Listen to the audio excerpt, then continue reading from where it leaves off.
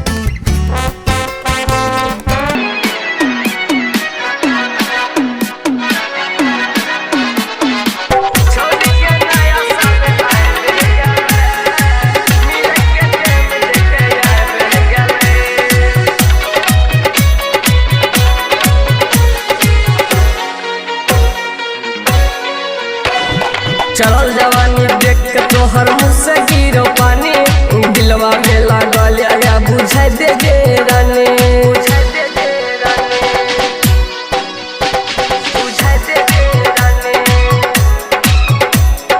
दिलवा में लागल या